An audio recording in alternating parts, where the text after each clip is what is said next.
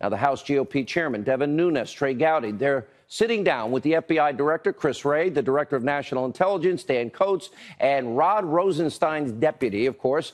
And for the record, I do not trust Rod Rosenstein. I'll explain. Also, Sarah Carter reporting that these documents could hold the key and uncover every single thing about what was done to the Trump campaign and the Trump presidency and being spied on. And we believe that is exactly why Rod Rosenstein and the DOJ have been obstructing and concealing what really happened. Now, Rosenstein is trying to run out the clock. He hopes that Democrats will regain the House and this will all end and go away. Now, what is now apparent is that Rosenstein is aiding and abetting in what is nothing short of a cover-up of the single biggest instance of abuse of power and corruption in American history, and the media is right there with him.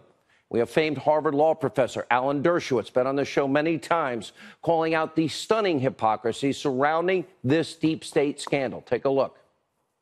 If this had happened to Hillary Clinton, the ACLU would be jumping up and down the way they did when I was on the board of the ACLU, when undercover agents were put into the anti-war movement, into civil rights movement. All they were there was to listen, into Muslim churches. Civil libertarians are generally a little bit suspicious when undercover agents go just to ask questions, and I think we as civil libertarians ought to be suspicious of this. Allay our suspicions, and then we'll be fine.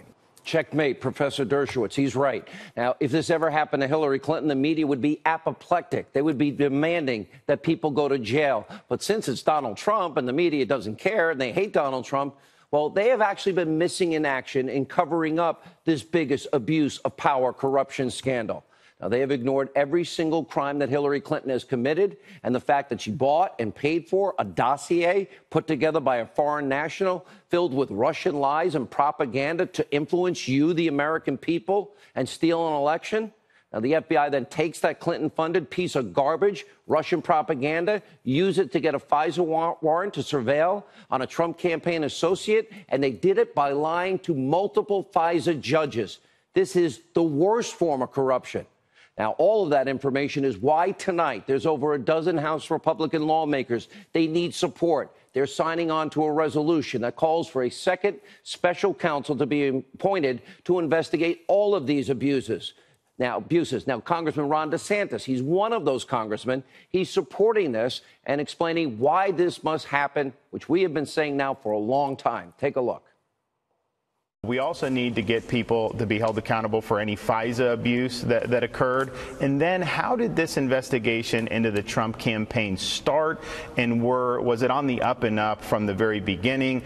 There's always a lot of questions about that. And I don't think that the Justice Department is going to be able to investigate themselves. I think that they've resisted our inquiries here in Congress for long enough. And so it's time that we did have a special counsel. Well said. And Congressman Jim Jordan and Matt Gaetz also signed this resolution. They'll join us on the program tonight. But first, we know that days after the FBI put in the fix and exonerated Hillary Clinton, exoneration before investigation, they immediately, the same actors, launched a surveillance operation against the Trump campaign. And it gets worse. Byron York tonight reporting that these new revelations about the FBI targeting the Trump campaign is now leading to very serious questions about when this FBI investigation actually started. Now, we've been told that it began at the end of July 2016. George Papadopoulos, drinking in a bar, four-way drunken hearsay. That's not even admissible hearsay in a courtroom, never mind four-way. And by the way, it never made any sense. Washington Post now reporting that this informant met with Carter Page a few weeks before the FBI says it officially launched the probe. Their timeline isn't matching up. And this is exactly why we need the second special counsel. And most importantly, we need an investigator appointed who has prosecutorial powers. The DOJ Inspector General is now looking into all of this. Rod Rosenstein wants the Inspector General. He cannot hold these deep state actors accountable. Now, Michael Horowitz doesn't even have the ability to convene a grand jury or issue indictments. The Clinton investigation, we still haven't gotten the report. It's 18 months later. Guess what? We don't have that kind of time. Now, what we need is a full, thorough, complete criminal investigation right now, because you, the American people, you deserve to know the truth. This has to be done for the sake of this country. And tonight we're learning even more stunning details about what really happened. This is pretty shocking. Former Trump campaign advisor, Michael Caputo, he's now saying that there could have been multiple informants, multiple spies targeting the Trump campaign. Here's what he told our own Laura Ingraham last night. Take a look. Let me tell you something that I know for a fact. This informant, this person that they tried to plan into the campaign and even into the administration, if you believe Axios, he's not the only person that came at the campaign. And the FBI is not the only Obama agency that came at the campaign. I know because they came at me. And I'm looking for clearance from my attorney to reveal this to the public. This is just the beginning. And I'll tell you, when we finally find out the truth about this, Director Clapper and the rest of them are going to be wearing some orange suits. I think he's right. Remember, that individual, Mr. Caputo, remember, he came on this program and said, oh, after I met with the special counsel, he said, we'll be watching you on TV. Really, Mr. Mueller? Is that how you want to run your investigation? Now, we could have now multiple spies, multiple informants. Chairman Nunes, he's saying the exact same thing. And if you're shocked by that, take a look at what Caputo revealed today. Take a look. I was approached by an intermediary who had been talking to a government official, a former government official, who told him that they had Hillary Clinton-related emails at that government organization and that they wanted to get them to the Trump campaign. This was May 6th that he heard that in 2016. I was told by the intermediary on May 9th that they wanted to get them to me. I gave this information to the House Intelligence Committee. I gave this information to the Senate Intelligence Committee 2 weeks ago. And I gave this information to the Mueller team, and they never reached out to the intermediary to check on it. Oh, so they don't care. It doesn't fit their predetermined narrative. Now, Caputo later explained during that interview with Neil that he turned down that offer for Clinton's emails. That is explosive information. And according to Caputo, Robert Mueller, you don't care about that? Really? Maybe too busy thinking about Paul Manafort's 2005 taxes. It explains everything you need to know why this is a witch hunt. Their goal has been to get candidate Trump and now President Trump. It's plain and simple.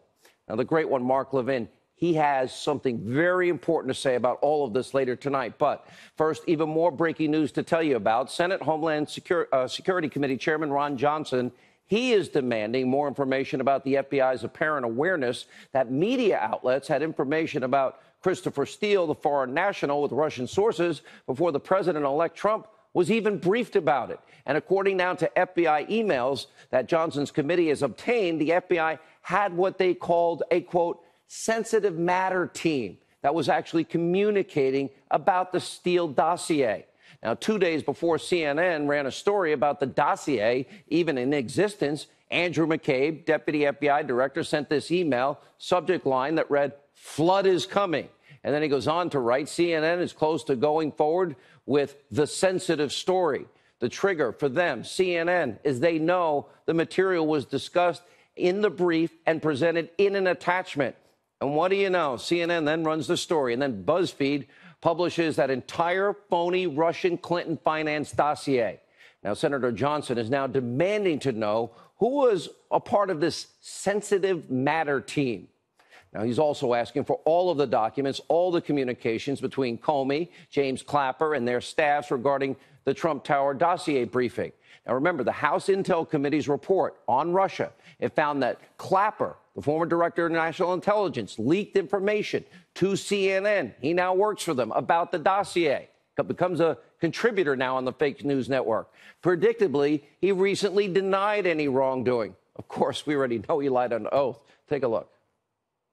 I didn't have any contact with media until after I left the government on the 20th of January. So I don't quite understand, at least what I've read, that somehow I leaked about the dossier. So let me get, so you didn't leak anything about the dossier to any media? No, not, I mean, I talked about it after I left the government, but not during that period, and certainly not between the 6th of January and the 10th when the president-elect himself talked about it. Yeah, remember that Christopher Steele in interrogatories in Great Britain under oath said, yeah, well, it was raw intelligence, maybe 50-50 true. That becomes the basis for a FISA warrant. And Clapper is now firing back at the president, of course, lash out at him. And he doesn't like being called a liar, which he is. Let's watch. The president tweeted about you quote, Clapper is a lying machine who now works for fake news. So a lot of people I know, first of all, what was your reaction to that when you first saw that? Well, the president's calling me a lying machine. Well, okay. What that stems from is an exchange I had with Senator Wyden 5 years ago in March of 2013 about a surveillance program, and he was asking me about one, and I was thinking about another. So I made a mistake, but I didn't lie. Oh, just like Hillary made a mistake, she acid washed her hard drive. As we've been saying, Clapper, all of his deep state friends have the right to remain silent. I have some friendly advice. I tried to give it to Jim Comey. Stop talking, lawyer up, a storm is coming. Now, demoted DOJ official Bruce Orr is another one of these deep state minions who's feeling the heat tonight. The Senate Judiciary Committee Chairman, Chuck Grassley, he wants to see all the communications between Orr and the former British spy and dossier author Christopher Steele. Remember, Orr is the guy who was in communication with Steele both before and after the election. And it was Orr's wife, Nellie. She actually worked for Fusion GPS, helped put together the op research that turned out to be lies. And Grassley now wants to know if Orr was giving the FBI information that Steele provided after Steele was fired by the FBI for lying about his contacts with the media. All right, another big story we're following tonight. We do have an update on the nuclear showdown with little rocket man in North Korea, Kim Jong-un. President Trump is now saying the June 12th summit, well, might not work out. Take a look. There are certain conditions that we want, and I think we'll get those conditions. And if we don't have the meeting. And frankly, it has a chance to be a great, great meeting for North Korea and a great meeting for the world. If it doesn't happen, maybe it'll happen later. Maybe it'll happen at a different time. But we will see. But we are talking. The meeting scheduled, as you know, on June 12th in Singapore. And whether or not it happens, you'll be knowing pretty soon. But we're talking right now. The president's entire approach to these talks has been, we'll see what happens. And for all you haters of Trump out there on the left, you need to watch how a pro negotiates. As Trump has said in his own book, The Art of the Deal, you have to always be willing to walk away up to the last second. And I get it. You liberals, you're upset because the president isn't bowing and kissing the ring of Kim Jong-un and offering pallets full of cash and other currencies like the $150 billion Obama gave the mullahs.